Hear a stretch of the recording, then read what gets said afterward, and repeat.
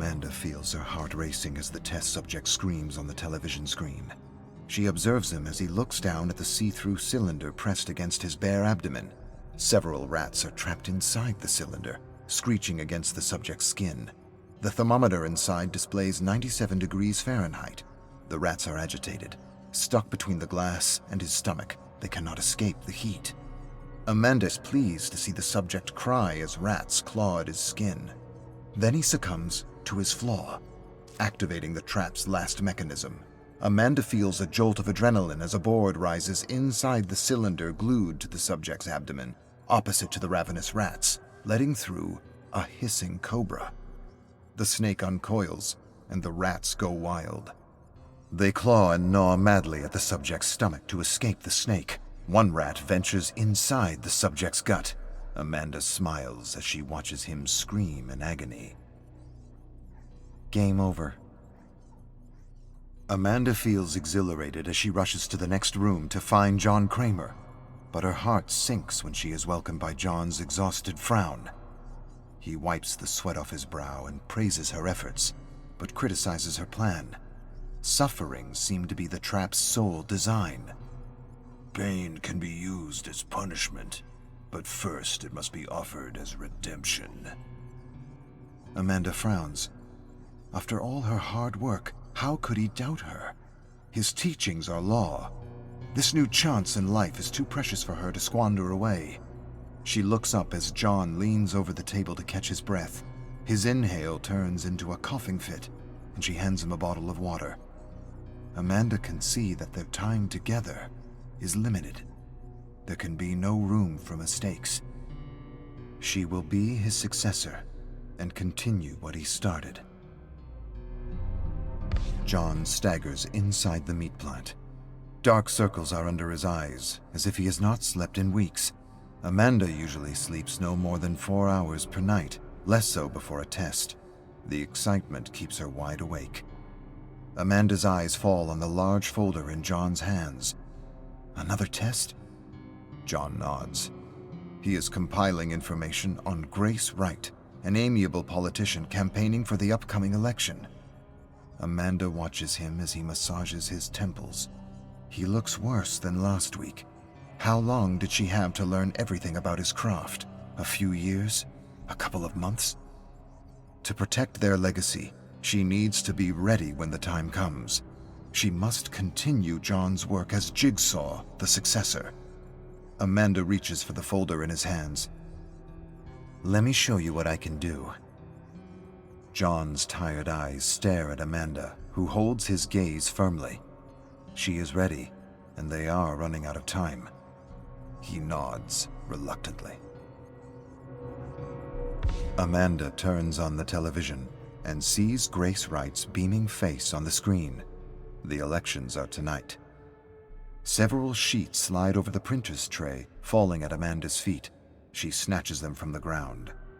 Earlier today, she broke into Grace's inbox to find her flaw. The test must be perfect. Perhaps John will be able to rest once he is convinced that his life's work is in capable hands. Amanda pores over a series of documents and emails exchanged between Grace and a lawyer from 10 years ago. A certain Ben Fairfax threatened to expose a scandal relating to when Grace joined the city council. The lawsuit was settled swiftly. But the emails continued between Grace and her lawyer. Amanda found a report showing that Xanax Industries, a copper exporter in the area, poured waste directly into the Hilford River, contaminating the groundwater. The city's decayed century-old water lines were unable to filter the filth. Grace covered up the lawsuit to avoid adding to the city's increasing taxes. For 10 years, filth has been poured into the water of Grace's oblivious voters. Amanda looks down at the glass of water sitting on her desk. She dumps it into the sink and grabs a bottle of vodka from the freezer. Icy bitterness rolls off her tongue, hitting her palate with a herbal kick. Not an ideal way to hydrate, but safer than Hilford tap water. On the television, confetti are falling on Grace's smooth brown hair. The polls are in, and Grace Wright has been elected as mayor. Amanda receives a cryptic message from John. When she meets him at the Gideon meat plant, her doubts are confirmed. John looks pale and frail. The side effects of his medication seem as draining as the disease itself. His gait is slow and meticulous, as if he is calculating the cost of each step. Amanda grabs his arm to help him sit down. He can no longer conceal his pain, not from her. She examines him as he catches his breath. Beads of sweat are purling above his brow. Her leader, her mentor, her father is dying. Amanda clenches her fist. What will I do without him? Panic twists her stomach in knots, and then another sensation. Something akin to trepidation. No, excitement. A thrilling rush of freedom. Complete control. John asks about Grace's test, and Amanda reassures him. His legacy is in good hands. She will prove it to him. Amanda's temples are throbbing. It has been weeks since she slept more than 2 hours per night. She pops a painkiller in her mouth and winces as the pill scrapes her dry throat. She ignores the bitter taste lingering in her mouth as it melts. No time for sleep or water. She is scouting the sinuous tunnel network under the Gideon meat plant for Grace's test. The throbbing grows acute, and Amanda massages her temples while walking. Her head feels as if it's going to explode, but she cannot stop. John needs her. This migraine will cease soon enough. Her mentor has no such privilege. She has little time left by his side. Eventually, all tests will be her responsibility alone. When the time comes, she must be ready.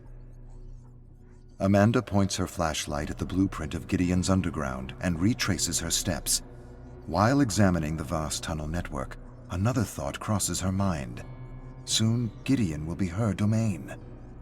A thrilling sensation of alarm and excitement follows that thought. Her flashlight illuminates a familiar fork in the tunnel. Left leads to the underground bathroom, and right leads to the meat plant's wastewater. To follow in John's footsteps, she must craft a test that aligns with Grace's flaw. A corrupt ambition to rise and become mayor while sacrificing the health of thousands. It is time to give the mayor a dose of her own poison. Amanda crawls into the tunnel on her right. Amanda is hiding in Grace's bathroom behind the drawn shower curtain. Her heart is racing as she waits for the perfect moment to strike. This is her favorite part. Adrenaline is flowing, heightening her senses. She feels like she can take on the entire world without fatigue or pain. She feels awakened, despite not having slept for days.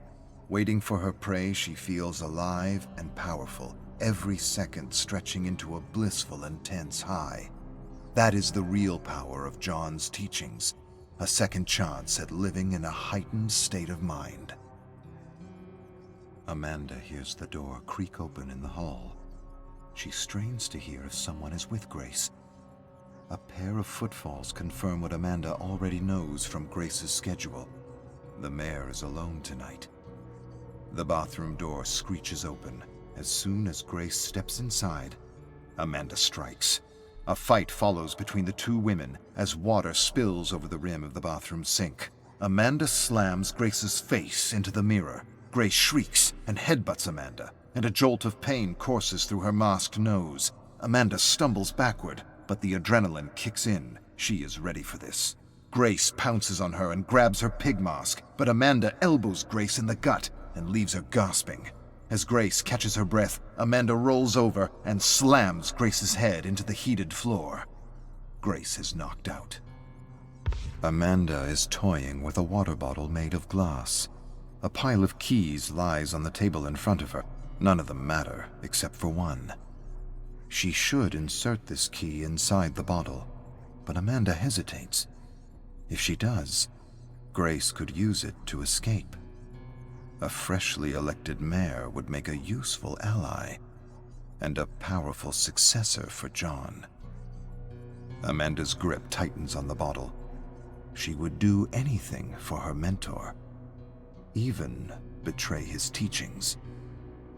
Redemption should only be granted to a select few, after all.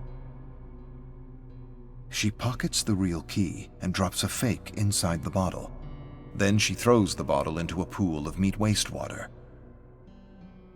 This is Amanda's design as the rightful and only successor of John Kramer.